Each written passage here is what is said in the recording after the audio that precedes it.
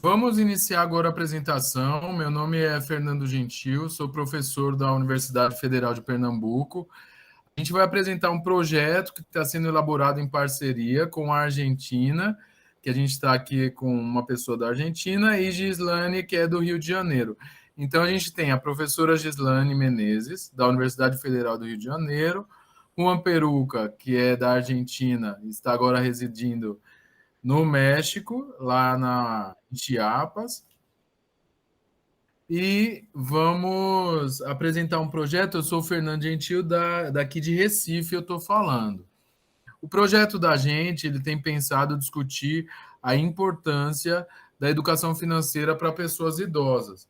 A gente sabe que existe uma necessidade de inclusão, tanto a nível de inclusão digital, porque as pessoas, né, a gente vai falar de gerações X, Y, elas já estão mais acostumadas com a informática, mas tiveram pessoas que não tiveram nenhum contato com essas ferramentas e muito menos com a educação financeira.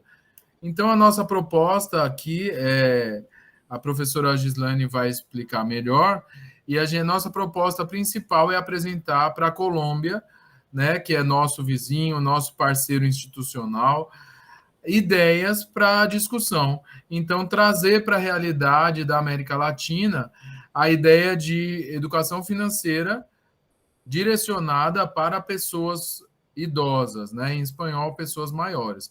Vou passar a palavra para a professora Gislene Menezes, que vai continuar a explicação do projeto. Olá, pessoal. Eu sou professora da Faculdade de Administração e Ciências Contábeis da Universidade Federal do Rio de Janeiro. Então, a nossa proposta, né, consiste em falarmos sobre educação financeira de uma forma prática, né? Então, para isso, a gente vai conceituar, né? Educação financeira é uma ciência comportamental, né? Ela está pautada nesses constantes noticiários que a gente ouve, né, diariamente. Então, portanto, há uma necessidade real e imediata no âmbito pessoal, profissional, empresarial, né? Então, a gente sabe que existe esse analfabetismo financeiro, né, que vem de muitos anos atrás, e há um reflexo. Então, é algo que a gente traz de gerações passadas, que a gente vê o reflexo aonde? No aumento do endividamento, no aumento da inadimplência. Para vocês terem uma ideia, as empresas, por exemplo, no passado, quando iam reconhecer seus percentuais de prováveis perdas, eles tinham percentuais fixos. Já foi 3%, já foram 2%, 1,5%, a média dos 3 últimos anos, até que a exceção virou regra. Não é? Então, devido a esse aumento da inadimplência, as empresas elas constituem, mas não deduzem no imposto de renda, porque a exceção virou regra, né? A gente vê também o reflexo desse analfabetismo que a gente traz de gerações passadas, também nas doenças relacionadas ao dinheiro. Quantas pessoas, né, elas se sentem ansiosas, frustradas e levam todo esse sentimento para o consumismo, né? Então, isso acaba gerando doenças, né, relacionadas ao dinheiro. A pessoa se sente inútil e parte para o consumo, e aí é uma coisa que não tem fim, não tem limite. Isso gera endividamento, né? Porque é algo que é feito sem o devido planejamento. A gente observa também muitas separações. O número de separações ele tem aumentado, separações de casais.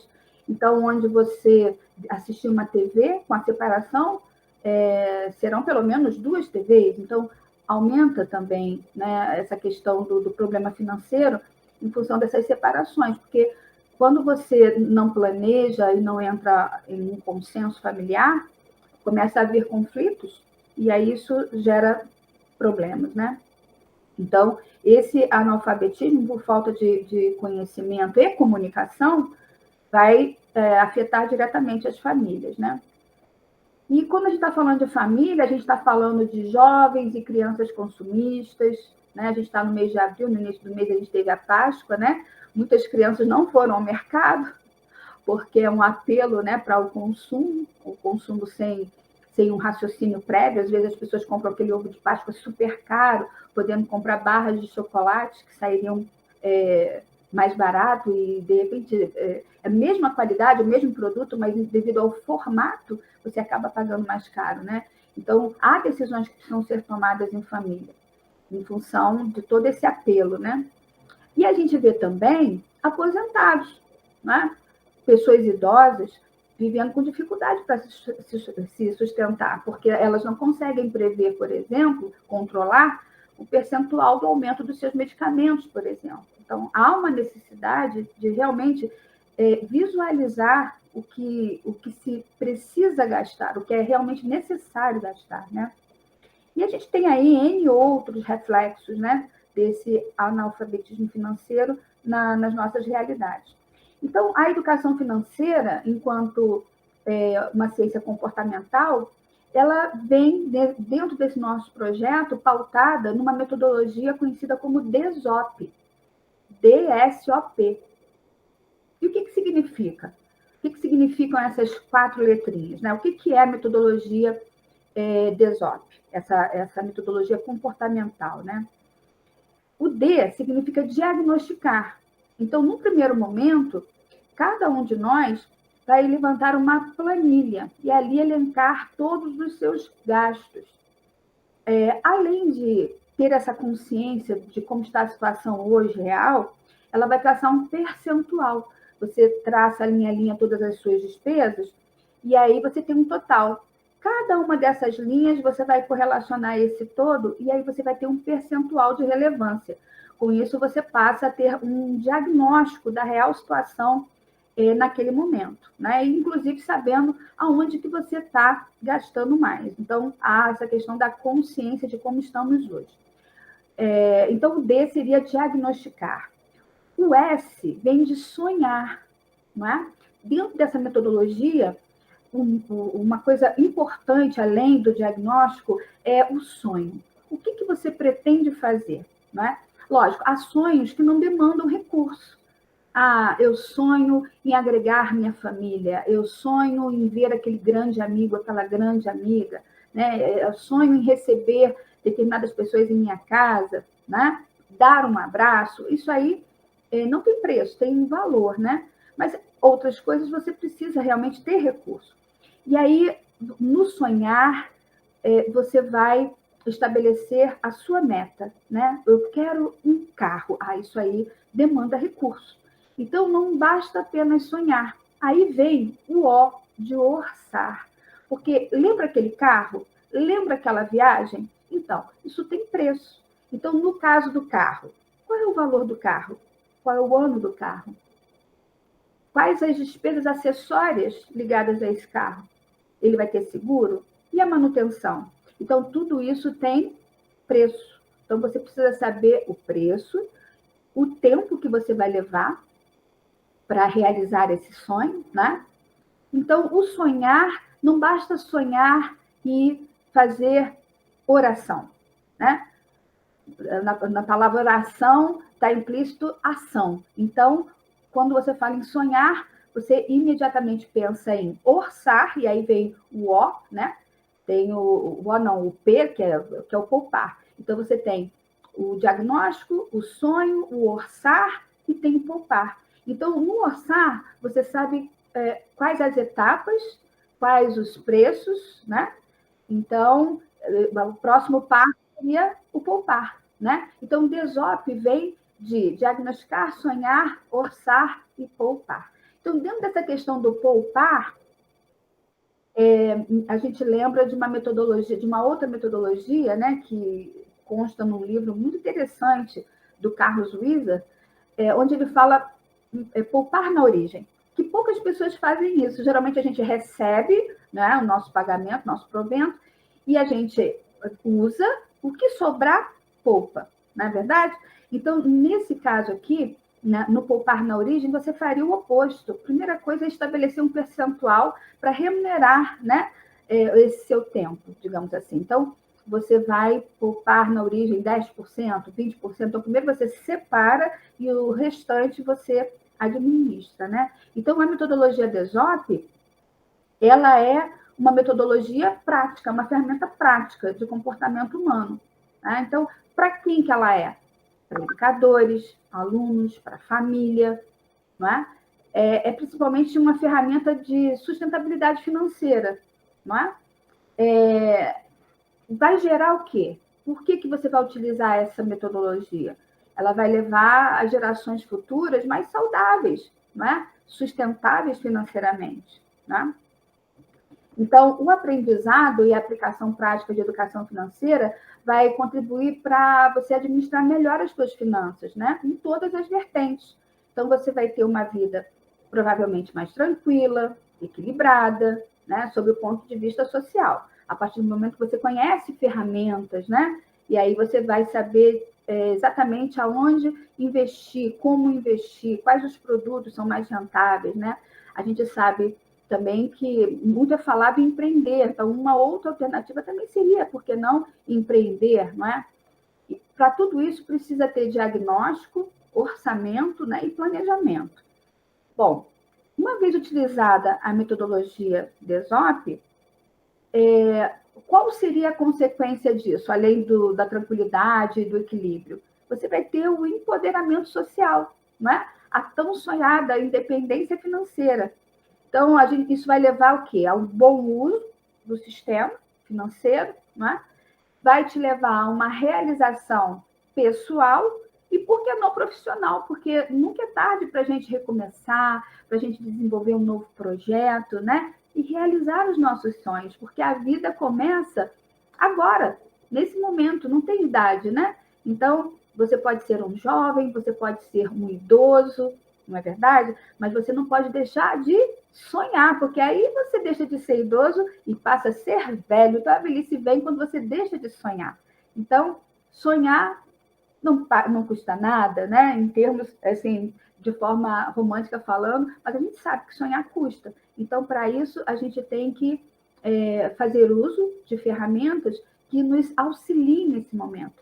E aí é o objetivo do nosso projeto. Então, nós temos aqui o nosso querido Juan, ele possui, né, uma vasta experiência com canal no YouTube, inclusive, e ele vai falar para nós sobre a forma que ele encontra para atuar nesse sentido. Tá bom? É com você, Juan. Muchas gracias, Gislane. Mi nombre es Juan. Saludo a todos nuestros amigos de Colombia. Muchas gracias por compartir con nosotros. Yo soy de Córdoba, residente brasilero, y hace 7 años que trabajo con inclusión digital para personas mayores. Hoy nos convoca este encuentro en donde conjunto al profesor Fernando y a Gislani estamos buscando co-crear esta nueva capacitación financiera. Yo les voy a contar un poco de lo que es mi experiencia dentro de lo que es inclusión digital, en donde primero invitamos a las personas mayores a que se acerquen a aprender. Luego hacemos un diagnóstico y vamos ubicando a las personas en diferentes cursos, talleres, actividades, grupos sociales. Esta tarea la he realizado en Argentina, en Chile, en Perú, en Colombia, en México. Entonces es algo regional. Por eso la idea de unirnos con Brasil, con Colombia, con Argentina e innovar. Esta propuesta busca combinar lo académico con el profesor Fernando. Con Gislani vamos a buscar implementar esta metodología que yo vengo implementando con mi especialización en alfabetización digital. Vamos a buscar llevarla a la especialización en finanzas. Primero, buscando ver en qué momento está esa persona mayor, qué herramientas digitales cuenta, qué percepción tiene de la economía, cuál es el contexto en el que está inmerso. Una vez que hacemos el diagnóstico, vemos cuál es el sueño. ¿Qué te gustaría hacer? ¿Viajar? ¿Hacer alguna inversión financiera o económica? ¿Comprar algún bien? Y desde ahí vamos a este orçamento que es como el presupuesto. Vemos cuáles son nuestros recursos. Y nuestros recursos no solamente materiales, también personales. Por eso nosotros buscamos crear una red que pueda recibir este deseo y automáticamente empezar a trabajar en conjunto para pauparlo, para empezar a materializarlo.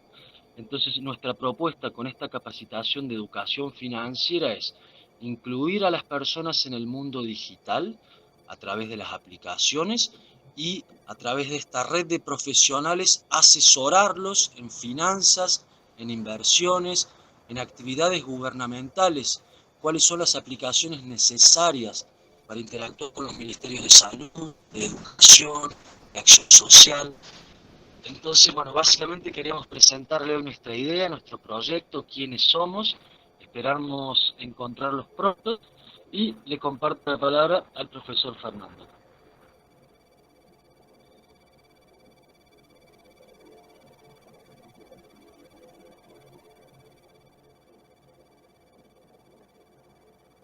Estás com o microfone. Microfone. Achei excelente ter encontrado a ideia do Juan, né, que é um amigo aqui do Brasil, argentino, que está morando no México, com a ideia da Gislane, porque é uma professora com muita experiência na área, e o Juan já tem um canal, já consegue se conectar com a América Latina toda, ele tem muitos seguidores. Quantos são, Juan, do seu canal? Já chegou a 1.000? A 3.000 seguidores de casi todos os países da Latinoamérica. Então, eu quero que, a partir desse projeto, sirva também de convite, tanto para acessar o canal do Juan e para dar sugestões. A gente espera que vocês coloquem aí sugestões, porque a ideia do projeto é realizar a educação financeira no Brasil a partir de outras experiências que já existem, como é o caso do Juan. Tá? Eu agradeço nossa participação e finalizo aqui deixando um abraço. Brasil, Argentina, México, Rio de Janeiro, Recife. Vejam que o Juan está na praia. Então, um abraço para todos e obrigado. Tchau, tchau. Tchau, tchau.